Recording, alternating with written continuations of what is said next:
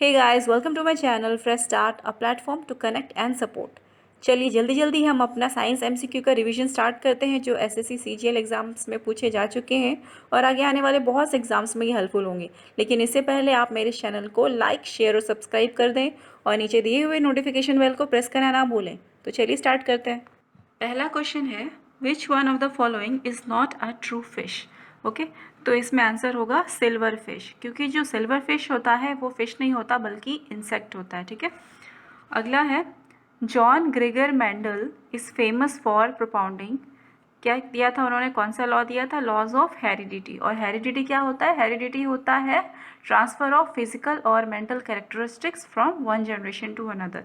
तो laws of heredity Gregor Mendel ने दिया था।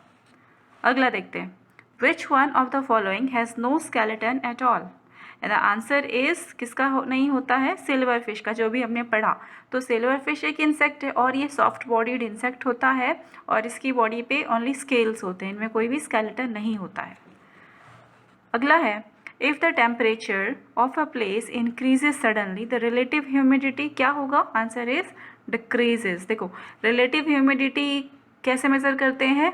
Relative humidity is actual water vapour and air, actual water vapour जो air hold कर रहा है, to the maximum water vapour air can hold at fix temperature. ठीक है, तो अभी देखो, अगर हमने टेम्परेचर बढ़ा दिया तो क्या होगा कि एयर के इंटरमोलिकुलर स्पेसेस जो हैं वो बढ़ जाएंगे, एयर दूर दूर होने लगेगा, उसके पार्टिकल्स, उनके स्पेसेस बढ़ जाएंगे और उनकी वाटर होल्डिंग कैपेसिटी भी बढ़ जाएगी। तो वो जो रेशियो था एक्चुअल से जो मैक्सिमम का जो रेशियो था वाटर होल्डिंग कैपेसिटी का, उसमें मैक्सिमम वाटर होल्डिंग कैपेसिटी अब बढ़ गई है तो रेशियो ओवरऑल क्या होगा? डिक्रीज हो जाएगा। तो हम कह सकते हैं रिलेटिव ह्यूमिडिटी डिक्रीज हो जाएगी। और अगर हम इसका ऑपोजिट देखें कि अगर टेम्परेचर को हम रिड्यूस कर देते हैं, लो कर देते हैं, तो रिलेटिव ह्यूमिडिटी पे क्या असर पड़ेगा? तो उसमें क्या होगा कि अगर आपने टेम्परेचर रिड्यूस कर दिया तो एयर के जो इंटरमोलिकुलर स्पेसेस हैं वो रिड्यूस हो जाएंगे, तो उसमें ऑलरेडी जो वाटर वेपर प्रेजेंट है वो कंडेंस होने लगेगा, बहुत सारे कंडेंस होने लगेंगे और वो ड्यू या फ्रॉस्ट बनाने लगेंगे। ठीक है, तो इस तरह से ड्यू पॉइंट आप, वो जो एयर है वो ड्यू पॉइंट पे आ जाएगा। ठीक है, नेक्स्ट है, विच of the following has the highest calorific value. तो किसकी हाइएस्ट कैलोरीफिक वैल्यू होती है? फैट्स की होती है। नेक्स्ट, गोबर गैस, बायोगैस जिसे कहते हैं, मेनली कंटेन्स, उसमें क्या होता है? Methane and butane. Next, preparation of Dalda और vanaspati ghee from vegetable oil utilises the following process and answer is hydrogenation. Okay, तो हाइड्रोजिनेशन इसमें होता है। तो देखो, जो वनस्पति घी है उसको पॉलीअनसैचुरेटेड फैट से डिराइव किया जाता है। ठीक है, और हाइड्रोजिनेशन के थ्रू, पार्शियल हाइड्रोजिनेशन के थ्रू इसमें जो कार्बन कार्बन के डबल बॉन्ड्स होते हैं उनको रिड्यूस किया जाता है।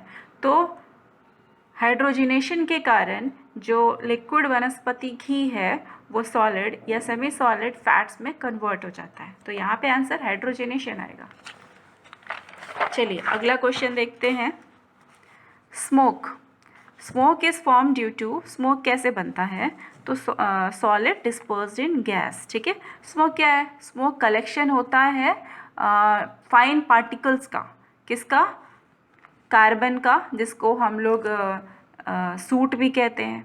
ठीक है, डस्ट, ओके, तार, ऑयल, इन सब का इन सबको मिला करके स्मोक कहते हैं। तो स्मोक एक तरह से हाइड्रोकार्बन्स के इनकम्प्लीट कंबशन के कारण बनता है। ठीक है, नेक्स्ट है, what is the full form of AM regarding radio broadcasting.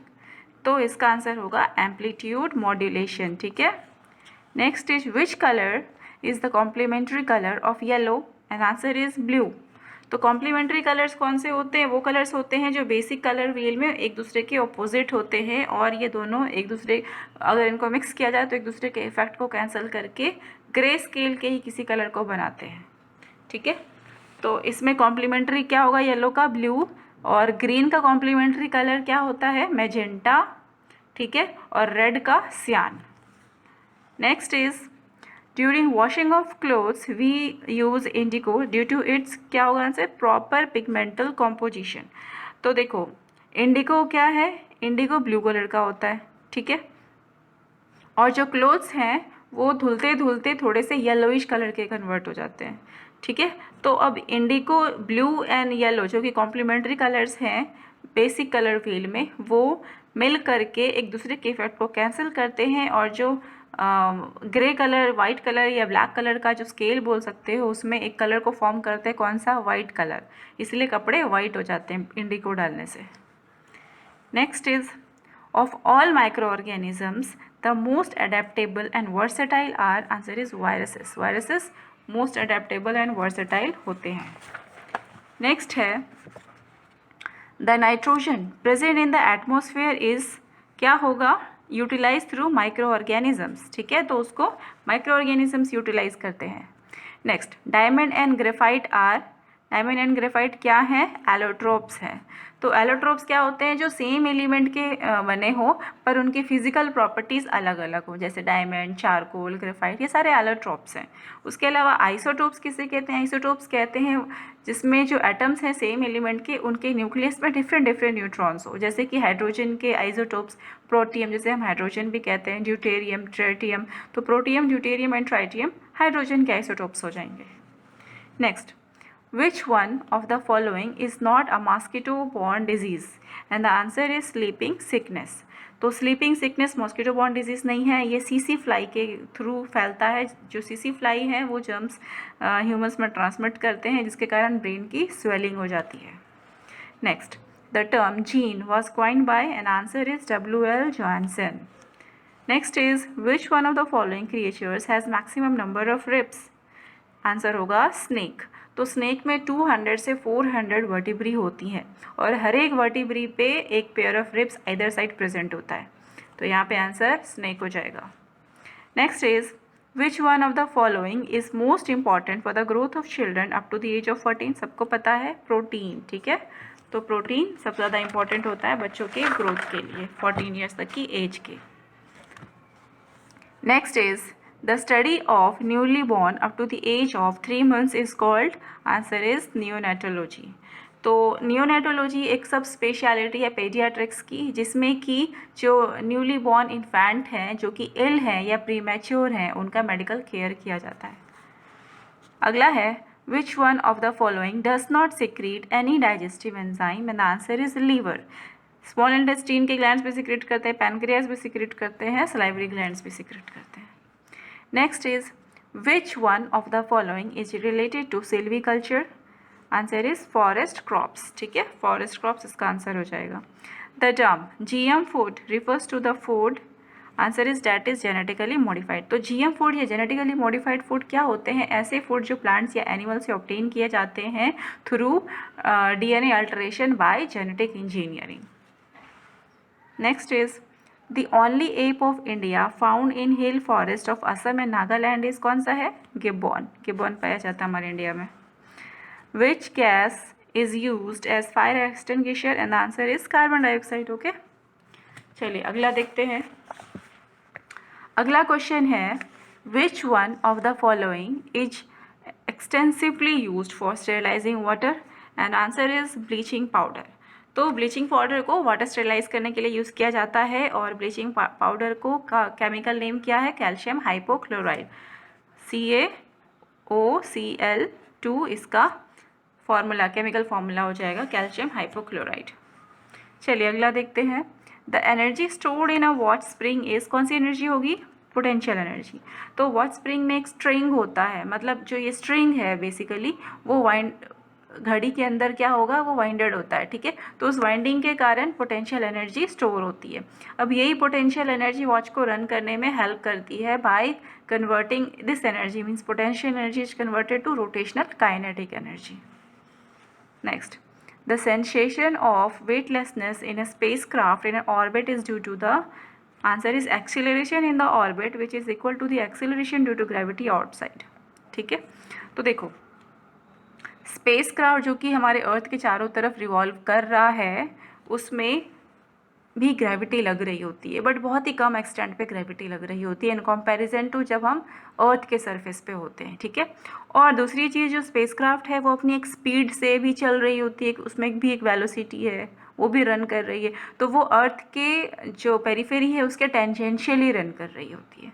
ठीक है, तो जो सैटेलाइट है उसको, जो सैटेलाइट मूव कर रही है उसको डाउनवर्ड भी पुल लग रहा है और वो टेंजेंशियली भी मूव कर रही है, तो अल्टीमेटली एक ऐसी रिजल्टेंट वेलोसिटी बनेगी जो कि इस डायरेक्शन में उसको लेके जाएगी। ठीक है, तो जो इन दोनों के फोर्स के कारण जो रिजल्टेंट वेलोसिटी होती है वो अर्थ के फ्री फॉलिंग मूवमेंट करवाती है, और इसी फ्री फॉलिंग मूवमेंट के कारण जो स्पेस क्राफ्ट में एस्ट्रोनॉट है उनको वेटलेसनेस फील होता है।